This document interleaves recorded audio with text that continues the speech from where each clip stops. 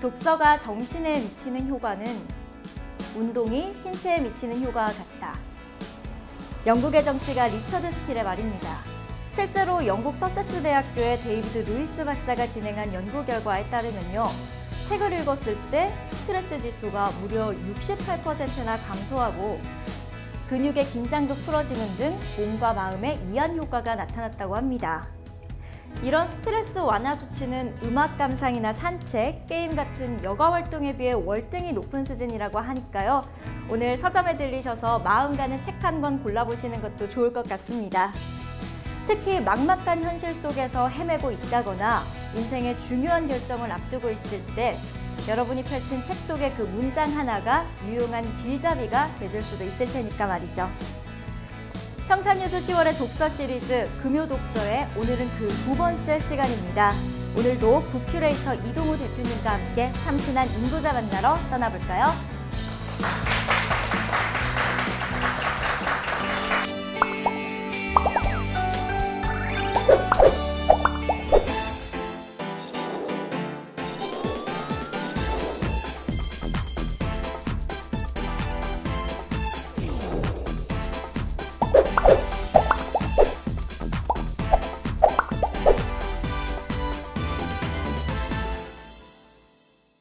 안녕하세요. 소개받은 이동우입니다. 다시 인사드리죠. 반갑습니다. 예. 아니, 고개가 잘 숙여지지 않는다고 이렇게 하시지 마세요. 생각하시지 마시고 이 의자에 앉으면 이렇게 숙여지기가 쉽지가 않습니다. 사실은. 예. 가을이 독서의 계절이라고 하는데 과연 그런가요? 제가 서점과 출판사 업계에서 이제 들은 이야기로 보면 가을은 가장 책이 잘 안 팔리는 계절이긴 합니다. 누군가가 언제부터 가을은 독서의 계절이라고 시작했는지 모르겠어요. 자, 오늘은 조금은 좀 딱딱한 이야기를 좀 해보려고 합니다. 우리나라에 한 2년 전서부터 광풍이 불어왔던 2016년서부터 광풍이 불었던 주제이기 때문에 이 주제를 사실 다루지 않을 수는 없죠. 4차 산업혁명이라는 내용입니다. 다른 이야기부터 좀 해보죠. 우리나라의 영화가 흥행하면 얼마나 많은 관객이 보나요? 1000만. 우리나라 그러면 인구가 총 몇 명이죠? 5200만 명 정도라고 추정이 돼요. 그죠? 경제활동 인구는 2700만 명 정도. 그죠? 근데 명량이라는 영화는 1700만 보지 않았어요? 아마도 극장이 그랬으니까 IPTV나 이런 쪽을 생각해 보면 한 2000만 될지도 몰라요. 정말 5000만이라고 해도 20% 인구의 20%라고 계산해 봅시다. 미국의 인구가 얼마예요? 4억은 안 되지만 3억 5천은 넘고 반올림해서 4억이라고 쳐보고 그러면 20%면 몇만 명의 영화를 봐야 돼요? 8천만. 일본은 1억 3천. 2600만. 중국하고 인도는 이 계산이 안 돼. 일단 억 단위가 넘어가자. 억 단위가. 그죠? 중국은 한 14억 인구 정도 된다고 하니까 2억 8천만 명이 영화를 봐야 돼요. 그런 일이 일어나요? 그런 일은 안 일어나요. 그냥 뭔가 하나가 히트를 하면 대단하게 히트를 하는 나라이기는 해요. 다른 나라하고는 아주 독특한 문화적 현상을 갖고 있기는 하죠. 4차 산업혁명도 마찬가지예요. 이 단어에서 여기 보이는 제가 화면에 띄운 이 단어 특이한 점이 좀 있지 않나요? 저 영어가 아닌데 여기서 독일어 공부하신 분은 없나요? 저 독일어 전공은 안 했지만 저게 독일어라는 건 알고 있거든요. 영어로 하면 인더스트리일 거예요. 그죠? 근데 저거 스마트폰에 검색을 해보면 독일에서 만든 단어라고 나와요. 4차 산업혁명의 대표 기업을 사람들한테 어떤 회사가 있을까요? 하고서 칠판에 적어보면 어떤 회사들이 나오냐면 구글, 애플, 아마존, 페이스북, 우버, 테슬라 뭐 이런 회사들 얘기하지 않나요? 산업군으로 보면 자동차 산업이 있고 배터리, 인공지능, ICBM. ICBM? 어디서 많이 들어봤는데. 로켓인가? 대륙간 탄도미사일을 ICBM이라고 그러잖아요. 그 ICBM이 아니고 IoT 클라우드 빅데이터 모바일의 줄임말이에요. 누가 이런 걸 또 이렇게 깨알처럼 만들어 놨는지는. 그 다음 우주산업, 헬스케어, 드론, 스마트 팩토리, 자율주행차, 이게 다 4차 산업혁명이래요. 이게 맞아요? 오늘 저는 사실은 이 부분에 대한 이야기를 좀 해볼까 해요. 4차 산업혁명에 대해서 어딘가에 가서 논쟁을 하기 위해서가 아니라 여러분들이 세상을 올바르게 좀 봤으면 하는 마음에서 오늘 말씀을 드립니다. 책에 다 나오는 내용이에요. 4차 산업혁명 이미 와 있는 미래라는 책이에요. 이 책의 저자는 롤랜드 버거입니다. 롤랜드 버거는 유럽에서 가장 유명한 전략 컨설팅 회사입니다. 라고 이야기를 드려요. 컨설팅 회사 이름입니다. 이 컨설팅 회사의 4차 산업혁명 보고서에 의하면 4차 산업혁명의 대표 기업은 아디다스, 피렐리, 할리 데이비슨. 공통점이 뭘까요? 제조업이에요. 자, 그러면 기원서부터 얘기를 해보면 1차 산업혁명은 원래 영국에서 시작됐잖아요. 영국이 산업혁명을 일으킨 건 맞는데 그 다음에 산업을 본격적으로 끌고 가진 않았어요. 자기네들의 이 어떤 제조 기술이나 증기 터빈 이런 것들을 독일을 비롯한 미국 또 프랑스 이쪽으로 이제 다 넘겨버리기 시작했단 말이에요. 그래서 사회학자들은 그것을 2차 산업혁명이라고 했어요. 그러니까 그 당시에 사람들이 야, 우리는 이제 2차 산업혁명 하는 거야. 요이 땅 이렇게 하는 게 아니에요. 그냥 시간이 지나 보니까 얘는 좀 패턴이 다른데 그냥 이건 2차 산업혁명이라고 하자. 사회학자들이 그렇게 명명을 한 거예요. 전 세계에서 은행이 가장 많은 도시가 어디일까요? 집값이 제일 비싼 곳, 월세가 제일 비싼 곳 어디일까요?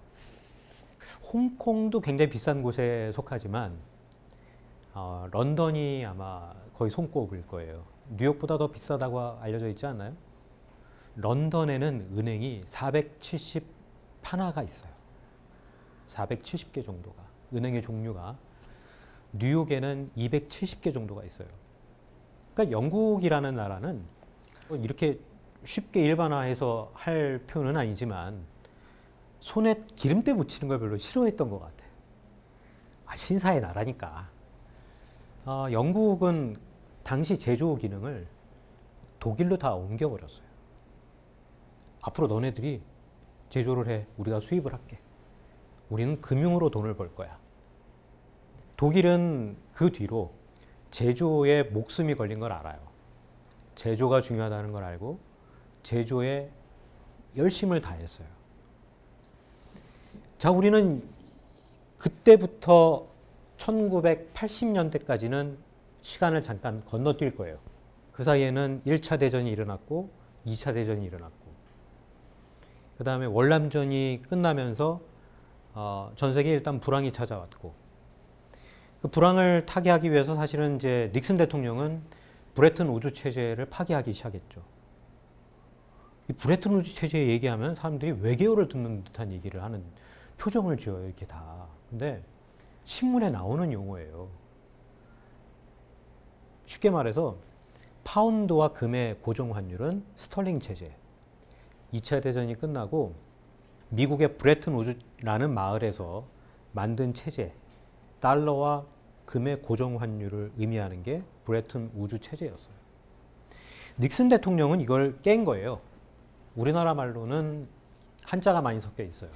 금태환 정지 이런 용어로도 표현이 되죠. 금태환, 금으로 바꿔준다는 거를 정지시킨 거예요. 아무튼 기억할 것은 1970년대는 경제가 너무 안 좋았어요. 그래서 어떤 일이 벌어졌느냐. 1980년이 되면서 미국에서 이제 레이건 행정부가 들어서기 시작했고, 제가 보니까 여기에 계신 분들은 80년에는 아예 태어나지도 않으셨을 것 같은데, 그죠? 자, 근데 그 시기에 일어났던 일을 여러분들이 아는 건 굉장히 중요한 거예요. 왜냐하면 그때부터 우리가 지금 만나고 있는 모든 자본주의 역사가 시작되었다라고 해도 과언은 아니에요. 80년에 처음으로 컴퓨터가 기업에 들어갑니다. 물론 인터넷은 안 됐어요. 그리고 레이거노믹스가 시작되면서, 레이거노믹스라는 단어 들어봤죠? 어디선가 들어봤을 거예요. 레이거노믹스의 핵심은 자유예요. 기업들에게 자유를 준다. 자유를 준다고 하면서 생겨난 말 두 가지가 있어요. 단어가. 첫 번째, CEO, 최고 경영자. 그러니까 주주와 경영자를 분리하기 시작했어요. 그렇게 해서 나타나서 부조조정의 칼날을 휘둔 사람이 왜 그 유명한 제겔찬이에요. 1981년에 10만 명 자르고 그랬잖아요. 유명한 사장이잖아요. 그러니까 너도 나도 야, 경영대학원에 가야 앞으로 이 사회에서 승진하고 잘 되고 하는 거야. 그래서 80년대에는 기업에 자유를 주면서 자, 이제부터는 너네들 마음대로 해. 마음대로 돈을 벌고 마음대로 M&A 하고 마음대로 비용 절감해서 수익을 좀 창출해봐. 그래서 주주가치 극대화라는 말이 생겨요. 이게 대학생들은 주주가치 극대화라는 말을 전혀 이해를 못하지만 회사에 들어가는 순간 귀에 딱지가 않도록 들어야 되는 단어예요. 주주의 가치를 극대화한다. 주주가치 극대화하고 같이 다니는 단어가 하나 있어요. 뭘까요? 비용 절감. 비용 절감. 그죠? 비용 절감을 해야 회사의 오너가 돈을 더 많이 버는 거 아니에요? 똑같은 제품을 팔고 똑같은 제품을 똑같은 양을 판다고 했을 때 사람은 더 적어야 되고 공장은 더 적어야 되고 물류 비용은 더 적어야 되잖아요. 좀 끄덕끄덕 해봐요. 그래야 제가 계속 이야기를 할 거 아니에요. 여러분들 어차피 회사에 가면 들어야 되는 단어들이란 말이에요. 이 상태에 컴퓨터가 기업에 들어갔어요. 컴퓨터가 들어가기 전에는 손익계산을 하기 위해서는 장부를 다 검사를 하고 수기 작업을 해야 되는데 컴퓨터가 들어가는 순간 매주, 매일 손익을 따질 수 있게 됐어요. 그리고 그때부터 교통과 물류, 통신이 발달하기 시작했죠. 그럼 기업은 뭘 했을까요? 그때. 교통과 통신, 물류가 다 발달하고 컴퓨터가 등장을 하고 90년대에 본격적으로 인터넷이 95년에 상용화가 됐죠. 우리나라는. 이 상태가 되면 공장을 다 해외로 보내는 거예요. 그래서 옛날에 1990년대에 미국의 델 컴퓨터, 조립 PC로 유명했던 델 컴퓨터를 사면 미국에서 구매를 하고 콜센터에 전화를 하면 헬로우 하면은 인도에서 헬로우 했다는 거 아니에요. 아니 인건비가 더 싸니까. 아니 그래서 동아시아를 비롯한 동북아시아 그리고 우리나라 포함해서 중국까지 세계 공장으로 알려졌잖아요. 우리나라의 제조업이 많이 발달한 게 언제예요? 80년대부터지. 선진국들은 별로 기름때 묻히고 싶어 하지 않는 제조업을 이 동아시아 쪽으로 다 보냈단 말이에요. 왜? 비용 절감을 해야 되니까. 왜? 주주가치 극대화를 해야 되니까. 아니에요? 그러다가 이제 2000년이 넘어가요. 이때는 여러분도 태어났어 이미. 어떤 움직임들이 벌어지기 시작했냐면 공장을 해외로 다 내보냈더니 실업자도 생기고 새로운 서비스들이 생겨서 전체적인 GDP는 다 유지를 했는지는 모르겠는데 점차적으로 수요가 감소를 하고 시장이 죽어 나가기 시작하고 무엇보다 빈부격차가 커지고 있다. 이걸 선진국들이 깨닫기 시작합니다. 제조가 있으면 물류가 있고요. 물류가 있으면 또 그 물류를 통해서 납품을 하는 회사들이 있고, 그죠? 납품을 하는 회사들을 대상으로 한 또 서비스들이 존재하고, 여러 가지 부가 서비스들이 계속 생긴단 말이에요. 제조 없이 서비스만 있는 건 쉽지 않아요. 그런 경제는 사상 누각이라고 이야기할 수 있잖아요. 선진국들이 이걸 깨닫기 시작해요. 그래서 자, 앞으로 공장 다 국내로 들어와. 그걸 독일부터 시작을 해요. 왜? 독일은 제조가 중요한 걸 알아요. 그래서 앙겔라 메르켈 총리가 독일에 등장을 하면서 2006년에 독일 인공지능연구소라는 걸 만듭니다. 거기에는 대학, 회사, 기업, 국책연구소 등등 해서 40개 단체가 들어가는데, 이들의 목표는 뭐냐? 어떻게 하면 제조를 사람의 손이 덜 가면서도 쉽게 제조를 할 수 있을까를 연구하는 거예요. 이게 4차 산업혁명이에요. 이게 4차 산업혁명이에요. 선진국들이 다시 제조를 빼서 본국으로 가져가는 거. 메이드 인 USA 상표가 있는 옷들이 있어요. 유심하게 한번 보세요. 메이드 인 USA가 적힌 옷들이 있다니까요. 얼마 전에 안 만들었어요. 근데 공장이 너무나 좋아지니까 공장이 자동화되면서 그런 부분들의 근로자들이 많이 모이기 시작하는 거예요. 아까 제가 처음에 시작할 때 4차 산업혁명을 주도하는 그 대표적인 기업 세 가지 뭐라고 그랬죠? 피렐리, 아디다스, 할리데이비슨. 피렐리부터 얘기하면 13단계나 되는 공정을 3개로 줄였고요. 아디다스는 직원이 5명 있어요.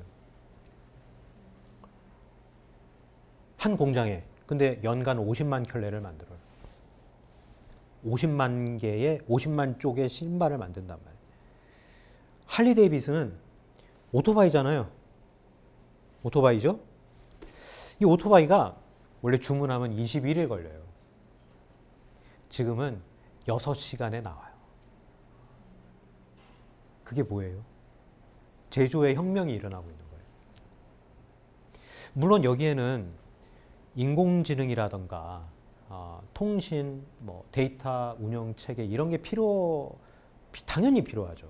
그래서 보쉬나 아에게와 같은 그런 센서 기술을 갖고 있는 회사, 또 통신 모듈을 갖고 있는 AT&T 같은 회사, 그리고 데이터 운영할 수 있는 아마존 등등의 이 조합들이 4차 산업혁명의 가장 주된 핵심 선도군 회사들이에요. 왜냐하면 스마트 팩토리라는 거를 전 세계 각지에 여러 개를 놔둔다면 공장을 표준화해야 되잖아요. 만약에 어떤 물건이 만들어지기 시작하면 오더가 내려가는 순간 얘는 어떻게 디자인이 돼서 언제 물류를 타기 시작해서 어느 고객한테 전달된다까지가 계속 엑셀처럼 이렇게 정리가 돼가면서 데이터 정리가 되면서 계속 제조가 되는 거예요. 사람 손이 거치지 않고. 근데 우리가 생각하는 4차 산업혁명은 뭐예요?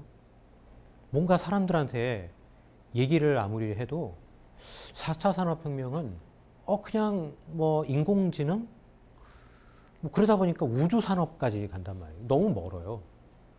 이건 선진국들이 자신의 회사를, 기업들을 다시 공장을 국내로 불러들이는 일이에요. 그걸 주장하는 책이 너무 많아요. 폭력적인 세계경제라는 책이 있어요. 이 책은 조금은 어려워요. 조금은 어려워. 이 책은 프랑스의 경제학자가 쓴 책인데 그 책에서도 산업 공동화가 어떤 일을 벌여왔고 우리가 무엇을 해야 되는지에 대한 얘기가 나와 있단 말이에요. 그게 공장을 다시 선진국으로 부르는 일이에요. 제가 오늘 말씀드린 이 4차 산업혁명이라는 책도 역시 마찬가지예요. 근데 우리는 전혀 다른 걸 생각하잖아요. 예를 들면 뭐 인공지능은 무조건 사람들의 직장을 뺏어갈 것이고, 뭐 주식 매매 프로그램은 훨씬 더 사람이 쫓아갈 수 없는 수준이면서 또 뭐가 있죠? 요즘에는 경제기사도 작성하는 인공지능 프로그램도 있어요. 2초에 2,000개 작성해요. 경제기사를. 그리고 블룸버그에서는 사람이 알아볼 수 없는 데이터를 컴퓨터한테, 그러니까 주식을 운영하는 그런 투자 회사들, 예컨대 뭐 인베스트먼트 뱅커들도 있겠죠. 그들에게 공급하는 서비스 중에는 사람이 읽을 수 없는 데이터도 있어요. 그러니까 컴퓨터끼리 통신을 해요. 왜 주식 투자에서 사람이 성공하기가 힘드냐면, 인간은 주식을 팔고 사는데 시간이 아무리 좀 걸려도 30초 이상 걸려요. 아무리 프로그램을 빨리 해도 한 30초 걸릴걸요? 근데 그런 주식 단타 매매 프로그램들은 1초에 10만 번을 한단 말이에요. 1초에 10만 번을 아주 미세한 가격 단위, 1원도 차이가 나지 않는 그 가격에 수천억의 자금을 계속 넣었다 뺐다 하면서 움직이는데, 수천억의 자금이 움직이기 때문에 아무리 그 차익이 적더라도 거기에는 굉장한 수익이 날 수밖에 없단 말이에요. 그런 얘기들을 다 들어보면, 야, 우리는 진짜 사람이 할 수 있는 없고 뭔가 우리는 아무것도 못할 것 같아. 그래서 4차 산업혁명으로 디스토피아를 빙자한 그런 공포가 확산되기도 하지 않았나요? 그 대표적으로 여러분들 중에 그 애플의 아이폰을 사용하시는 분도 계실 텐데, 아이폰을 제조하고 있는 회사가 그 팍스콘이라는 회사가 있어요. 팍스콘. 직원이 100만 명이에요. 100만 명 노동자를 클라우드 서버가 달린 인공지능 프로토콜에 연결해서 로봇으로 다 대체하겠다고 했어요. 왜? 아니, 100만 명의 노동자니까 몇 해 전만 해도 사람들이면 자살하기도 하고, 애플이 너무 강하게 그 품질 기준을 요구하니까 그와 관련한 이 나쁜 소식들이 굉장히 줄을 많이 이었단 말이에요. 그럼 로봇으로 바꾸면 로봇은 불평을 안 하잖아. 그리고 난방 안 해도 되죠. 전기불도 없어도 돼요. 박지 않아도 로봇은 일하잖아요. 그리고 뭔가 업그레이드 될 때마다 프로그램만 바꿔주면 100만 명의 로봇이 있다라고 하면 일사불란하게 움직일 수 있어요. 근데 이게 왜 잘 안 돼요? 여기엔 경제 논리가 있어요. 제가 지난 시간에 애플이 전 세계에 깔아놓은 현금이 한 3천억 달러 된다고 그랬잖아요. 그러면 팍스콘이 그런 시설을 만들 수 있으면 애플은 못 만들어요? 만들잖아요. 그러면 얘네들이 이런 거를 줄다리기를 하는 어떤 그 이론은 어디에 있어요? 주주가치 극대화에 있어요. 기업은 항상 일을 시킬 때 내가 일을 주는 건 내가 하는 것보다 네가 더 싸게 하기 때문에 일을 주는 거예요. 그래서 하청을 주죠. 당연하잖아요. 내가 더 싸게 할 수 있으면 내가 해야죠. 그죠? 만약에 100만 명의 노동자를 가지고 그렇게 사람들을 푸시업 하면서 계속 일을 시킬 수 있는 방법밖에 존재하지 않는다면, 그렇다면 애플 스스로는 자신의 손에다가 뭔가 더러운 걸 묻히지 않고서도 폼나게 일을 할 수 있잖아요. 근데 이게 만약에 기술이 이런 걸 다 대체할 수 있는 세상이 되고 그게 더 비용 절감이 확실하게 된다면 애플도 그걸 그렇게 할 거란 말이에요. 사실 그래서 인공지능만 보게 되면 답이 나오진 않아요. 근데 우리가 알아야 되는 그 한 가지는 뭐냐면, 4차 산업혁명이라는 단어는 우리나라에서는 메타포적인 의미로 사용됩니다. 증거될 수 있는 건 너무 많아요. 노동의 미래라는 책이 있거든요. 노동의 미래는 이코노미스트의 수석 편집장이 썼어요. 근데 그 책에는 4차 산업혁명이라는 단어가 단 한 번도 존재하지 않아요. 다 디지털 혁명이에요. 그냥 4차 산업혁명은 제조업이에요. 제조업을 어떻게 하면 스마트 팩토리로 움직이게 할 수 있을까? 어떻게 하면 비용 절감을 할 수 있을까? 그래서 선진국들이 지금 제조 인력이 없어서 못 뽑는다고 하지 않습니까? 그와 관련한 인력 시장은 거의 완전 고용 시장이 됐다라고 하잖아요. 그런 거 보면 우리가 알고 있는 세상은 좀 다른 것 같다. 그래도 제가 이런 말씀을 굳이 드리는 이유는 우리가 우리 사회에서 사람들하고 이야기할 때는 4차 산업혁명은 그냥 디지털 혁명이다 라는 거를 그냥 메타포적으로 이해하면 돼요. 그러나 뉴스와 미디어에서 접하는 그런 것들을 4차 산업혁명이라는 것을 제조업이라고 치환해서 이해를 해버리면 오히려 쉽게 이해가 될 거예요. 면접에 갔을 때 이런 얘기들을 하면 전 그런 얘기를 할 수 있어야 된다고 생각해요. 뭐 경제 위기니까 앞으로 해답은 뭐 4차 산업혁명이 있습니다. 이건 그 누구도 정답을 아는 얘기가 아닌 거예요. 그 누구도 핵심을 찌르는 얘기가 아닌 거예요. 그래서 좀 스마트한 그런 답변을 할 수 있었으면 좋겠다라는 생각에서 오늘 이런 말씀을 드리게 되었고요. 좀 어렵게 들으셨을지도 모르겠습니다. 근데 2년 전부터 우리 사회에서 굉장히 유행한 단어이기 때문에 이 부분을 책에서는 도대체 어떻게 이야기하고 있는가 알아두시는 게 좋을 것 같아서 오늘 말씀드렸습니다. 오늘 강의는 여기까지 하겠습니다. 고맙습니다.